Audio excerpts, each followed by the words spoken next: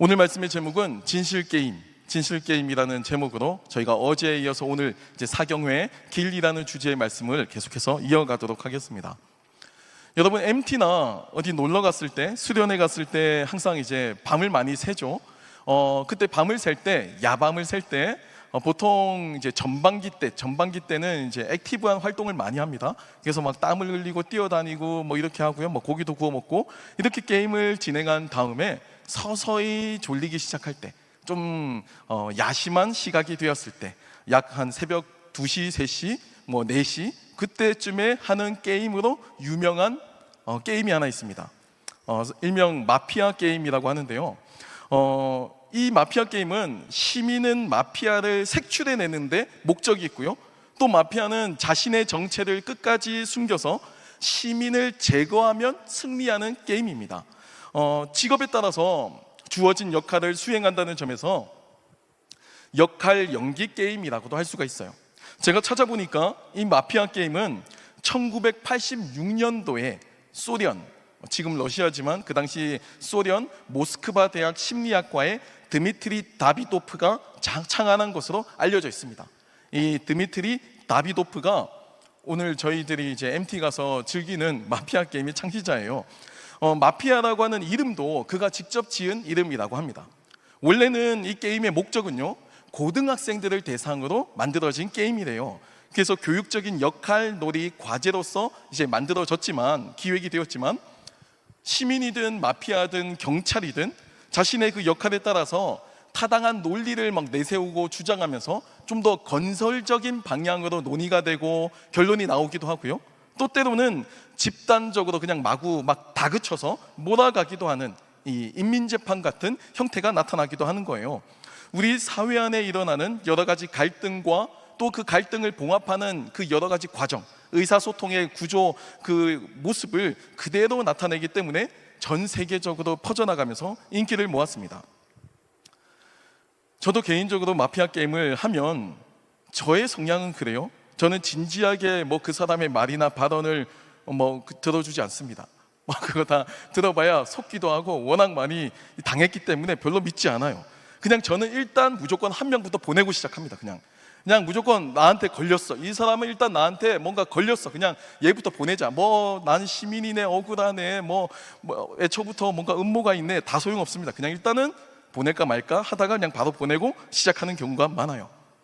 진지하게 심리전을 펼쳐서 원래는 대화를 통해서 이 사람이 진실을 말하는지 거짓을 말하는지 이걸 살피는 게 마피아 게임의 묘미인데, 사실 저희가 하는 마피아 게임은 거의 졸릴 때쯤이기 때문에 이거 질질 끄면 또 졸리거든요. 빨리 보내고 빨리 판을 넘겨야 됩니다. 그래서 일단 집단적으로 분위기가 쏠리면, 그냥 내가 일단 분위기상 뭔가 마피아로 몰리게 되면 그냥 죽는 수밖에 없을 것 같아요. 아무리 항변을 해도 거의 그렇게 뒤집어지는 경우가 쉽지가 않습니다. 어찌 보면 저와 여러분이 살고 있는 이 현실, 이 세상이 이 마피아 게임과 같이 진실에는 그다지 관심을 가지지 않는지도 몰라요. 진실보다 참과 거짓에 대한 그 분별보다 그냥 어떤 결과가 나와도 좋다라고 하는 생각으로, 그런 상관없다라고 하는 분위기로 아마 오늘 우리가 이 삶을 마주하고 있을지도 모릅니다. 오늘 본문에 등장하는 이 사도 바울도 가이사랴라고 하는 이 도시에서 총독 벨릭스가 주최하는 재판에 끌려 나와 있습니다. 소위 말하는 이제 마피아 게임의 중간에 이제 불려 나오게 된 거예요. 하지만 여기서 바울은 객관적으로 공평하게 정당한 재판을 받지 못합니다. 참과 거짓의 판단보다 어거지로 몰고 가는 마피아 게임의 상황 속에 처해져 있음을 우리는 말씀을 통해 발견할 수 있어요. 여러분, 바울의 입장에서 한번 상상해 보시면 좋겠어요. 바울의 입장에서 참과 거짓, 진실과 거짓에 대한 여부 중요할까요? 중요하지 않을까요? 바울에게는요, 참과 거짓의 여부가 굉장히 중요합니다. 바울에게는 유죄냐 무죄냐 단 2가지 옵션밖에 남지 않았거든요. 유죄가 되면 자신의 삶을 자신 스스로가 약속하고 담보받을 수가 없게 됩니다. 무죄가 되어야 풀어날 수가 있는 거예요. 그의 삶에서 이제 그의 후반기 삶을 결정짓는 중대한 순간이 바로 이 벨릭스의 재판인데, 바울은 여기서 자신의 진실 여부를 증명하고 드러내려고 하지만 아무도 그의 말을 귀 기울여 들어주지 않습니다. 바울을 둘러싼 사람들은 참이나 거짓인지 무엇인지 전혀 관심이 없어요. 먼저 바울을 고발하는 사람들의 입장을 한번 보겠습니다. 사도행전 24장 1절 말씀을 보면요, 닷새 후에 대제사장 아나니아가 어떤 장로들과 한 변호사 더둘로와 함께 내려와서 총독 앞에서 바울을 고발하니라 라고 전합니다. 그리고 9절 말씀을 또 보면요, 유대인들도 이에 참가하여 이 말이 옳다 주장하니라 라고 전합니다. 여러분, 한번 당시 상황을 한번 상상해 보세요. 바울이 중간에 있고 바울을 둘러싼 수많은 군중들, 유대인들과 바울을 고발한 자들이 그를 애워싸고 있습니다. 바울을 변호해 줄 사람은 극히 드물어요. 바울 스스로만 나는 마피아가 아니다라고 항변하고 있습니다. 하지만 이미 분위기는 사도 바울을 찍으려고, 제거하려고 이미 모든 분위기가 결정되었습니다. 마치 일방적으로 모는 것처럼 바울에게 일방적으로 불리한 상황이 펼쳐지게 되었어요. 게다가 이 모든 불리한 상황을 객관적으로 재판하여서 판결할 권한을 가진 재판관 벨릭스 총독은 판결을 연기하면서 시간을 보내게 됩니다. 진실 여부를 가리는 것에는 관심 없는 모습을 보여주고 있죠. 이렇게 진실에 무관심한 상황은 사실 벨릭스 총독이나 당시 대제사장 아나니아나 변호사 더둘로, 그리고 바울을 둘러싼 수많은 사람들 못지않게 사실 우리들도 여러분 마찬가지예요. 나와 직접적인 이익관계가 있지 않는 한 우리는 굳이 참과 거짓의 그 경계, 그 기준, 그 여부를 따지려고 들지 않습니다. 그냥 적당히 좋은 것을 찾고요, 적당히 무난한 것을 선택하고 나아갑니다. 별로 중요하게 생각하지 않아요. 나의 개인적인 이익에 침해가 되는 것에만 혈안이 되어서 그것만큼은 항변하지만 나와 관계가 직접적으로 없는 부분은 목숨 걸고 진리다고 참이라고 이렇게 항변하지 않습니다. 중요한 것은 나에게 이득이 되느냐 되지 않느냐의 여부예요. 진실이 무엇이든 우리는 내가 보고 싶은 것을 보고 내가 듣고 싶은 것을 듣습니다. 그게 곧 진실이 되는 거예요. 진실이 아니고 내가 그것을 진실로서 받아들인다라는 겁니다. 다른 여러 진실의 가능성이 있는 것을 다 내가 제거해버리고 듣지 않으려고 하는 거죠. 오늘 본문의 재판관 벨릭스 총독은 누구보다 참과 거짓을 분별해야 하는 역할이면서도 정작 그 진실 앞에서는 무책임한 반응을 보여요. 흥미로운 건 이 벨릭스라고 하는 이 인물이 오늘날 우리 시대의 그리스도인의 전형적인 모습을 그대로 보여준다는 겁니다. 벨릭스의 모습이 저와 여러분의 모습을 닮았어요. 이 벨릭스의 모습이 오늘날 2024년 이 현대인의 모습과 닮아 있다는 겁니다. 왜냐면요, 여러분, 이 벨릭스 총독은요, 신앙이 전혀 없는 사람이 아니기 때문입니다. 복음에 흥미가 없는 사람이 아니에요. 안티 기독교인이 아닙니다. 복음에 대해서 열려 있고요, 또 진지하게 그 복음의 말씀을 듣고 진지하게 그 복음의 말씀에 반응하기도 한 진실된 모습을 가지고 있었던 사람이 바로 이 벨릭스 총독입니다. 오늘 본문 24절 25절 말씀을 보면요, 수일 후에 벨릭스가 그 안에 유대 여자 드루실라와 함께 와서 바울을 불러 그리스도 예수 믿는 도를 듣거늘 바울이 의와 절제와 장차 오는 심판을 강론하니 벨릭스가 두려워하여 대답하되 지금은 가라, 내가 틈이 있으면 너를 부르리라 하고 라고 합니다. 벨릭스가 두려움을 느꼈습니다. 복음의 선포 말씀을 듣고 예수님의 심판의 메시지를 듣고 하나님의 그 심판의 복음에 대한 내용을 듣고 벨릭스의 마음 가운데 두려운 마음이 들었어요. 진리를 접했을 때 벨릭스도 진지하게 반응했다는 겁니다. 여러분, 오늘 이 말씀을 보면 벨릭스에게는 유대인 아내가 있었습니다. 그래서 벨릭스에게는요, 다른 그 어떤 사람들보다도 복음에 대해서 더 접근할 수 있는 가능성이 더 컸어요.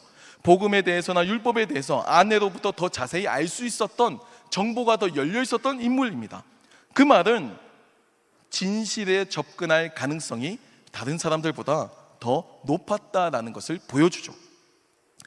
벨릭스는 바울을 불러서 예수님에 대해서 들었습니다. 실제로 바울을 불렀어요. 그리고 심지어 주님의 심판을 들을 때 두려워하기도 했다고 기록합니다. 하지만 그는 여전히 그 상황에서도 참과 거짓을 분별하지 않아요. 이 판단을 유보합니다. 무작정 판단을 하지 않고 뒤로 계속 미루기 시작하고요, 진실이라고 하는 이 중요한 문제에 있어서는 소극적인 태도를 보여요. 왜 벨릭스는 복음을 두려운 마음으로 들었으면서도, 그리고 틈만 나면 바울을 불렀으면서도, 그리고 유대인 아내의 그 드루실라를 통해서 충분히 복음과 율법에 대해서 들을 수 있었음에도 불구하고 진지하게 이 내용이 진실일 수도 있다라는 그 가능성을 얻었으면서도 그는 왜 바울을 감금하고 있었을까요? 그는 왜 끝까지 이 진실을 선택하지 않고 계속 미루고 연기했을까요? 왜 이런 이해되지 않는 행동을 했을까요? 힌트는 바로 한 책에서 발견할 수가 있습니다. 찰스 험멜이라고 하는 사람이 쓴 책 가운데 아주 유명한 책이죠. 늘 급한 일로 쫓기는 삶이라는 책이 있습니다. 이 책은 현대인들의 그 전형적인 모습을 이렇게 그리고 있어요. 현대인들은 늘 바빠요. 언제나 바빠요. 주로 하는 말은 바쁘다입니다. 지금 직업이 없는 사람도, 그냥 특별한 계획이 없는 사람도 언제나 바쁘다고 느끼고 있어요. 이게 현대인들의 자기 정체성입니다. 바쁜 삶, 아니 바빠야 돼요. 바쁘지 않으면 뭔가 이상하고 불안합니다. 바빠야지만 내가 살아있는 것이고, 바빠야지만 나라는 존재 가치가 증명되는 것처럼 여겨지는 이 세상을 살고 있어요. 실제로 우리의 삶을 들여다보면 그렇죠. 언제나 바쁘고 또 언제나 그 바쁜 일로 쫓기며 살아갑니다. 당장 아무것도 하지 않고 쉬고 있는 청년이라고 할지라도 육신은 쉬고 있지만 그 마음은 쉬고 있지 못하죠. 마음은 늘 쫓기고 불안하고 압박을 받고 있어요. 현실을 외면하고 싶고 도피하고 싶지만 우리는 이 바쁨이라고 하는 이 현장을 벗어날 수가 없습니다. 늘 급한 일이 있어요. 그리고 늘 급한 일은 언제나 존재해요. 그리고 우리는 이 급한 일에 늘 휘둘리고 쫓기며 살아갑니다. 중요한 건 늘 급한 일로 쫓기며 살아가지만 정작 급한 일이 아닌 중요한 일은 놓치며 살아가는 게 우리 시대의 비극이라는 거예요. 그리고 저는 그 중요한 일이 바로 참과 거짓을 구별하는 일, 그리고 진실을 선택하는 일이라고 저는 생각합니다. 여러분, 진실은요 당장에 우리에게 이익을 가져다 주지 않아요. 진실은요 우리에게 먼 미래에 대한 막연한 약속을 담보합니다. 그렇기 때문에 진실을 당장 선택하지 않아도 된다고 하는 마음이 드는 겁니다. 참과 거짓의 분별은 우리에게 당장의 유익을 약속하지 않아요. 마치 우리가 중독되어 있는 그 아드레날린을 막 분비시키고 도파민을 막 뿜어내는 자극적이고 충동적인, 나를 막 중독시키는 그런 일들은 모두가 다 중요한 일이 아니에요. 우리가 힐링을 하거나 내 삶의 비전, 목표로 삼는 그 모든 일, 내가 거기에 도파민을 느끼고 내가 성취감을 느끼는 그 모든 일들, 여러분 냉정하게 따지고 보면요 그 모두가 다 중요한 일이 아닌 급한 일입니다. 심지어 다른 사람에게는 급하지 않아요. 나에게는 급한 일입니다. 나에게는 이번 시험이, 나에게는 이번 취업이, 나에게는 이번 연애와 결혼이 나에게는 급한 겁니다. 급해요. 그래서 이것을 위해서 늘 쫓기고 전전긍긍하며 삶을 살아가게 된다라는 겁니다. 진실과는 상관이 없어요. 누군가의 성공한 그 이야기, 가상화폐, 주식으로 많은 돈을 번 그런 전설의 이야기, 파이어족이 됐다라고 하는 그 신화, 여러분 진위 여부는 중요하지 않잖아요. 우리에게 필요한 건 뭐죠? 그냥 그 신화가 있어야만 하는 거예요. 그 전설의 이야기가 나의 눈에 보여야 되고 나의 귀에 들려야만 하는 겁니다. 그래야 시궁창 같은 현실을 벗어날 수 있는 하나의 희망, 그 희망을 향해서 내가 계속 아드레날린을 분비시키고 도파민을 폭발시키면서 그냥 그것만 바라보고 달려갈 수 있기 때문에, 나중에 다 속을 거라는 걸 알면서 거의 대부분은 실패하고 허상이라는 거 다 알면서도 믿고 싶어 하지 않죠. 내가 보고 싶은 것만 보고 내가 듣고 싶은 것만 듣기를 내가 선택했기 때문이에요. 그 바쁜 현대인들에게는 신화와 전설이 필요할 뿐입니다. 그러니 우리가 보는 모든 알고리즘이 내가 보고 싶은 것을 더 많이 보여줍니다. 내가 듣고 싶은 것을 더 많이 듣게 해줘요. 그리고 우리는 그 내용에 중독되어 갑니다. 오늘 본문의 벨릭스 총독의 비극은요 사도 바울의 증언을 직접적으로 듣고 복음을 알았다는 점에 있습니다. 만약에 벨릭스가 교회도 나오지 않고 복음도 모르고 성경도 몰랐다고 한다면 안타깝지 않을 거예요. 벨릭스가 복음도 듣고 심지어 성경을 기록한 사도 바울을 몇 차례 그리고 2년 동안이나 걸쳐서 교제할 수 있는 자리에 있었습니다. 그리고 자신의 아내인 드루실라를 통해서 율법이나 복음에 대한 궁금한 점들 얼마든지 물어볼 수가 있었어요. 그리고 진리를 판단하고 선택할 수 있는 기회가 다른 어떤 사람들보다 우선적으로 주어져 있었다라는 겁니다. 하지만 벨릭스는 그 복음을, 그 진리를 선택하는 일을 유보합니다. 그 어떤 것보다 시급하고 중요한 진실을 끝끝내 선택하지 않아요. 2년을 바울을 구금하고 틈만 나면 바울을 불러서 복음을 들으면서도 회심했다라는 기록이 나오지 않습니다. 여러분, 왜 그랬을까요? 상식적인 벨릭스가 왜 충분히 타당성 있고 논리정연한 이 바울의 복음을 듣고 심적으로 이미 끌렸어요. 두려움을 느꼈다고요. 그런데도 왜 그는 이 진리를 부여잡지 않았을까요?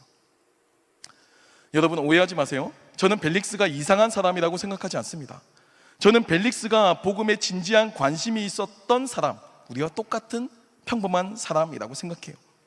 하지만 그가 바울의 메시지를 통해서 진실을 보지 못한 것은 중요한 것보다 당장의 급한 일에 쫓기며 살았기 때문입니다. 본문 26절에 힌트가 있습니다. 벨릭스가 바울을 구금하고 바울을 틈만 나며 부른 이유가 나오는데요, 26절 말씀을 보면 동시에 또 바울에게서 돈을 받을까 바라는 거로 더 자주 불러 같이 이야기하더라 라고 합니다. 벨릭스는 바울의 그 복음의 메시지를 진지하게 듣고 반응하고 있었습니다. 하지만 문제는 동시에 바울에게서 돈을 받을 수 있지 않을까라고 하는 다른 생각이 있었다는 겁니다. 이게 나에게는 급한 일이에요. 나에게 당장 오늘의 생계를 유지하는 일, 나에게 연봉과 생활비를 책임져 주는 이 돈, 이 재물이 나에게는 급한 일입니다. 늘 쫓기면서 살거든요. 여러분, 우리의 삶을 한번 살펴보세요. 우리 늘 재정적으로 넉넉하게 살아가는 사람 있어요? 식당 가서 뒤에 있는 숫자 보지 않고 막 지를 수 있는 사람 극히 드뭅니다. 저도 가서 식당 가면 고를 수 있는 거 한정되어 있어요. 이렇게 공이 3개 이상 넘어가면 좀 부담스럽죠. 그 여러 가지 한계들 속에서, 그 쫓기는 삶 속에서 벨릭스에게 우선적인 관심사는 돈이었습니다. 돈을 통해서 급한 일을 해결하고자 하는, 진실이 있지만, 진리가 있지만, 중요한 일이 있지만 중요한 일을 보지 못하게끔 막는 것이 바로 그 급한 일이었다라는 거예요. 복음을 들을 수 있는, 진실을 들을 수 있는 기회였지만 그는 당장의 눈앞의 이익에, 그 급한 일에 쫓겨서 그걸 듣지 못해요. 그리고 정치인으로서 유대인의 마음을 사기 위해서 바울을 2년 동안이나 구금시켜 놓습니다. 이게 벨릭스의 이중성이에요.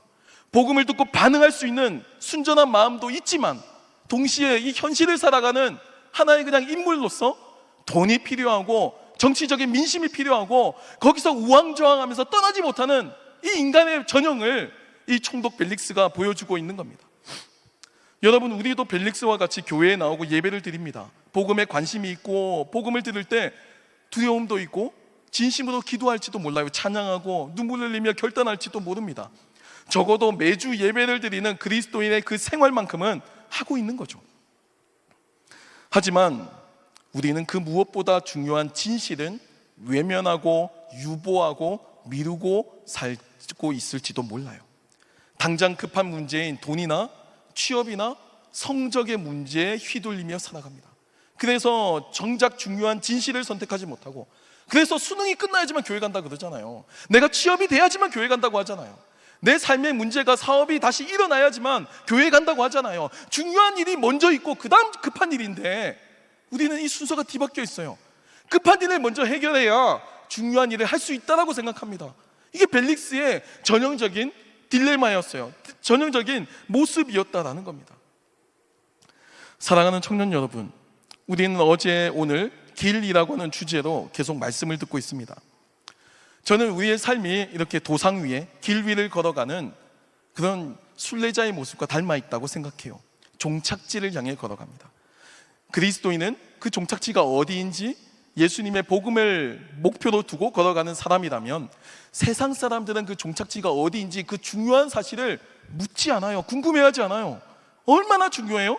걸어가는 사람이 내가 지금 어디를 향해 걸어가고 있는지 굉장히 중요한 부분을 놓치고 급한 일로 쫓기며 동서남북 어느 방향으로 그냥 휘둘리며 방황하며 뛰어갑니다.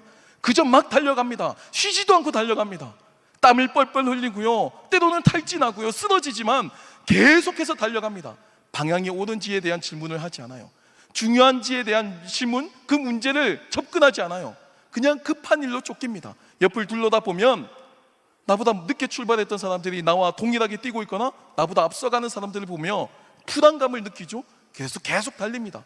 늘 급한 일로 쫓기는 삶을 선택합니다. 당장의 돈과 당장의 정치적인 민심을 계속 선택하면서 사도 바울과의 그 2년간의 교제가 물거품이 되게 만드는 이 총독 벨릭스의 모습을, 그 전형을 우리도 지금 따라가고 있다는 거예요. 여러분, 우리는 진실에 관심을 가지고 사는지 한번 질문을 던져보셨으면 좋겠습니다. 예수님께서는 우리를 위해 십자가 지셨어요. 너무나도 고리타분한 이야기지만, 너무나도 많이 들어서 귀에 딱지가 앉을 정도로 분명한 내용이지만, 당연한 말이지만 여러분, 이게 엄청나게 놀라운 기적입니다. 듣는 사람만 들을 수 있는 기적이에요. 들리지 않으면 절대 이 내용이 와닿지 않습니다. 예수님이 우리를 위해서 십자가를 지셨다, 그리고 그 예수님을 믿으면 구원을 받는다, 이 단순한 명제가, 이 단순한 문장이 수많은 사람들의 선택과 또 선택을 받지 못하기도 합니다. 여러분, 이것이 기적이라는 거예요. 구원보다 본질적이고 중요한 진실은 없어요. 삶의 목적과 또 삶의 그 이유보다 중요한 일은 없습니다. 내가 연봉을 얼마 받든, 내가 얼마나 높은 사회적 지위를 가지든, 내가 어떤 아파트에 살든, 내가 서울대를 다니든 하버드를 다니든, 여러분, 그거 중요하지 않습니다. 우리 살아봐야 100년도 못 살죠. 그냥 그렇게 살다가 사라지는 존재예요. 이곳과 이 교회는 여전히 이곳에 있겠지만 나라는 존재는 여기서 사라질 겁니다. 지워질 거예요. 그래서 우리가 항존직이라고 부르잖아요. 항상 존재하는 직분은 개별적인 인간을 이야기하는 것이 아닙니다. 장로, 집사, 권사의 직분이 그대로 있는 거예요. 그리고 인간은 그 사이에서 소멸하고 사라지죠. 여러분, 이 중요한 사실을 우리는 놓치고 지금도 급한 일에 쫓기며 살아갈 수도 있다는 거예요. 앞서 마피아 게임을 소개했습니다. 마피아 게임은 말 그대로 게임일 뿐이에요. 시민의 입장에서, 마피아의 입장에서 질 수도 있죠. 이길 수도 있어요. 그냥 한낱 여흥거리에 불과합니다.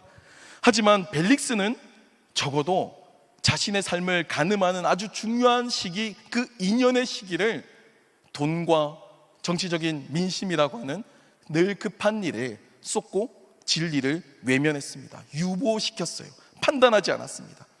여러 번 복음을 듣고 유대인 아내도 있었고 또 진지한 관심도 있었지만 그의 관심사는 진실이 아닌 당장 나의 도파민을 분비시키고 아드레날린을 폭발시키는 돈에 있었어요. 그게 그로 하여금 예수의 복음을 믿게 하는데 방해가 되었습니다. 현실에 이 먹고 사니 짐이 너무 커서 정말 중요한 진리를 놓치고 사는 그런 저희가 되지 않길 바랍니다. 총독 벨릭스와 같은 이 똑같은 실수를 반복하지 않고 청년의 때에 하나님의 말씀을 붙잡고 여전히 하나님의 말씀이 우리의 삶을 이끌고 가시는 진리라는 사실에 자부심과 확신과 신뢰를 가지고 걸어가는 저와 여러분이 되길 소망합니다. 기도하겠습니다. 하나님, 우리가 벨릭스 총독과 같이 중요한 사실을 알면서도 우리 일상은 늘 급한 일로 쫓기며 살아갑니다. 바울과 2년 동안이나 교제를 하고 또 유대인 아내가 있었지만 그래도 그 누구보다 복음에 대해서 들을 수 있는 가능성이 있었지만 그럼에도 복음에 수용하지 않고 믿지 않고 끝까지 그 판단을 유보하면서 당장의 이익에만 급급하며 살아갔던 그 총독 베스도의 모습을 발견합니다. 주님, 우리가 이 총독 베스도의 모습을 따라가지 않게 주님 도와주시고 우리가 청년의 때에 결단하며 나의 길을 하나님께 믿고 맡기겠노라고 선언하며 나아가는 우리 청년들 될 수 있게 도와주시옵소서. 이후로 계속되는 찬양 가운데 하나님 임재하여 주시고 찬양의 가사가 곡조 있는 기도가 되게 하시고 신앙의 고백과 선포가 되게 하여 주셔서 세상을 살아나가는 청년들의 그 믿음의 고백으로 하나님 선하게 인도하여 주시옵소서. 함께하여 주실 줄 믿습니다. 감사하며 예수님의 이름으로 기도드립니다. 아멘.